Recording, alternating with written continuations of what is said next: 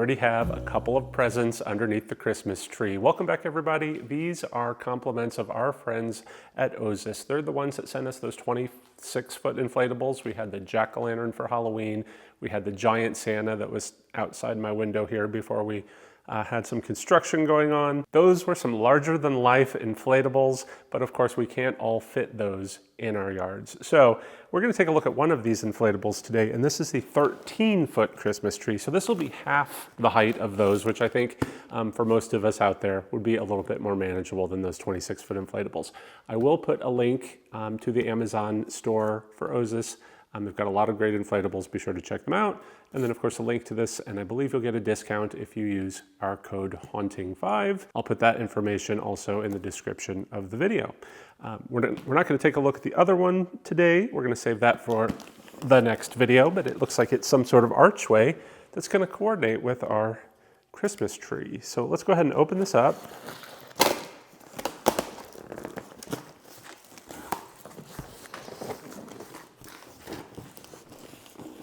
All right, inside we have, I don't know what this is.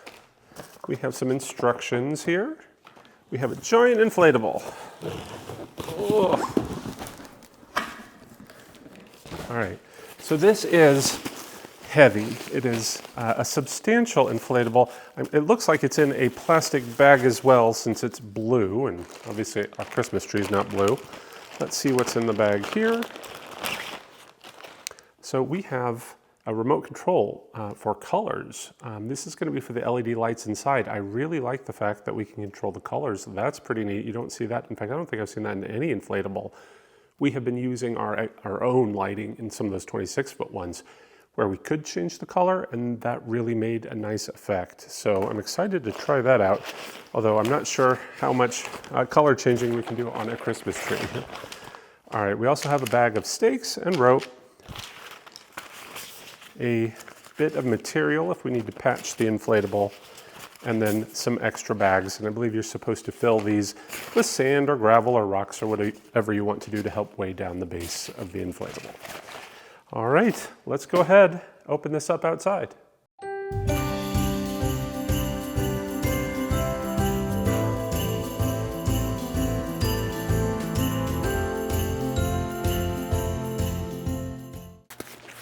All right, we have our inflatable nicely tied up. Let's go ahead and unwrap that. Just gonna go ahead and cut this ribbon off and unravel it. So we do have inside a smaller version of the same blower that we had in the 26-foot inflatables. Let's go ahead and open that up. All right, so we have about 6 feet maybe of cord. The blower itself has the on-off switch, and it looks like we're gonna have that tube of fabric that we're just gonna need to connect on the end there, and it'll be good to go. But first, we have to get this set up, so let's go ahead and unravel it and get it going.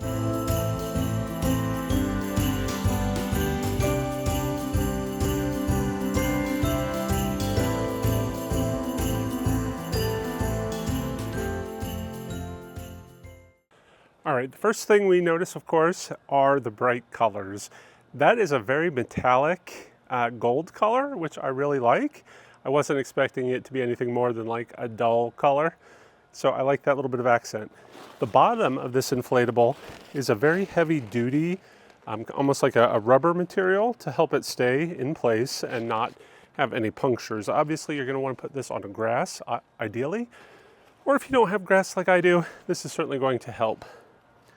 There are also a number of these heavy-duty metal D-rings to connect it. And a substantial zipper here. I'm not sure we could climb in there like the 26-foot ones, but there's enough space there to put your sandbags or rocks or whatever you want to do.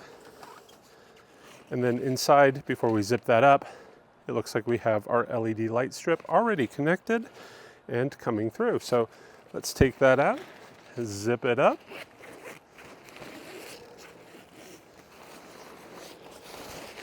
We're going to take that tube of fabric here along the bottom, connect that to the blower.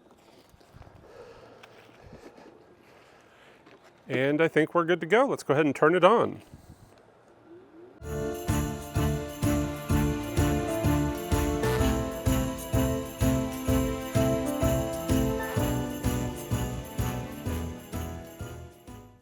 All right, so what do you think? It is very big. So it is, as we said, 13 feet tall. It's supposed to be about 8 feet wide here at the big part of the base. The small black part at the bottom is about 4 feet across, I believe. So you do have a lot more options where you're going to put it in the yard. This fabric is very heavy duty. It is not your typical small inflatable fabric, which is very nice. I'm not worried about putting this somewhere in the yard and getting it punctured. I really like that there's the different size ornaments on it. Looks like the one at the top there is still kind of getting a little bit inflated. It's just slower, so I got to work out all those wrinkles from being tightly connected for so long. But overall, I think it's looking pretty festive. So one real good benefit about the inflatable this size is that it looks a little bit more in scale than our 26-foot inflatables. Obviously, our giant Santa kind of looks like Godzilla hovering over the house. This would definitely fit nicely into any landscape. So I think what I need to do now is find a good place to put it in the yard. We're going to wait for it to get just a little bit darker, and then we're going to test out those lights. I've gone ahead and put up the tree here by the street, so anyone who's driving past is sure going to see it. The lighting, of course, definitely helps. Producer Tom, off screen, of course, wants me to let you know that it might look a little bit brighter on the screen than it does in reality. It is perhaps a little bit dim. There are some lighting settings on here. You can change the brightness of the inflatable, but this is about as bright as it gets.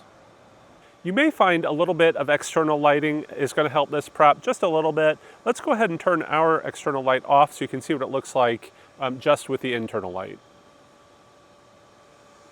You definitely can see all of the green showing through, but you miss a lot of the highlighting of the color on the ornaments. Let's turn that light back on and take a look and see. As you can see, you get that sort of shine right off that metallic golds, and you can see that red color a little bit better. I would have liked to see that lighting go all the way up to the star to light up all of the branches, because these are really cool the way it has so many branches that sort of jut out from the tree. It's very geometric, it's very awesome, and it's a little disappointing that you can't see it all the way to the top. I also have to wonder if mine might be constructed a little bit wrong. I think all of these red ornaments were supposed to be aligned, and then all the golds were supposed to be aligned, and I've got one that's misaligned at the top, so that red's a little bit skewed off to the side, and I'm not sure. It doesn't bother me too much because it does make it look a little bit more random as opposed to having something that's just straight and the same. So I kind of like that it's a little bit weird. But again, I'm not sure if it's supposed to look like that.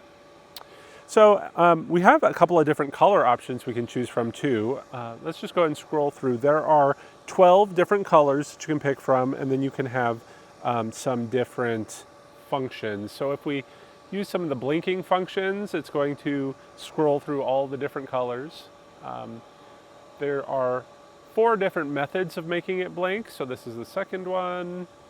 This third one, I think, is more of a fade, which is kind of nice. You can see that color changing slowly. And then this fourth one is also the same thing, just kind of more breathing, I guess.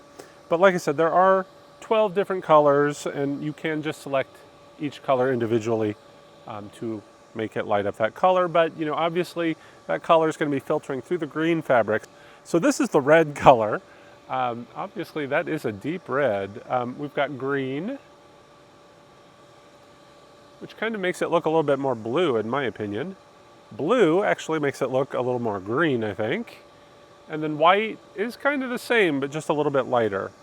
And then you have a lot of different shades in between as we scroll through them all. Give you a quick look at all the different colors. But again, I think these blues are the ones that look the best. Actually, that one is kind of bright. All right, so that one is straight blue, I believe, which I like. Another thing I think I would have liked to have seen is the base. Perhaps not black, but if it were brown, it could have looked a bit more like a tree trunk, because I've got mine sort of elevated here on a bit of a hill. It gives it a lot more prominence, but it really highlights that black base. It wouldn't be so much noticeable if it were down at ground level, but here you just see this big black round blob. And we could have made that look a little more like a tree trunk. Of course, as with the 26-foot inflatable, the blower is a little bit noisy. It's definitely not as noisy as that 26-foot one, but it's pretty substantial still. Again, if you have some holiday music or something, you could definitely cover that up. Or if you're going to deal with some noise anyway, just go ahead and get the 26-foot version of the tree and have an outstanding display. If you're interested in that, again, they do sell the 26-foot version. They also sell a 13, and you can find the links to those again at the Ozis website, which I will put again in the description. Thank you very much, Ozis, for sending it to me. And I want to thank all of you out there for watching, especially our patrons who help support the channel. If you're interested in joining our Fright Club, be sure to check out a link to my Patreon page in the description below. That's going to do it for today. Thanks for watching, everyone. Till next time, take care, and happy holidays.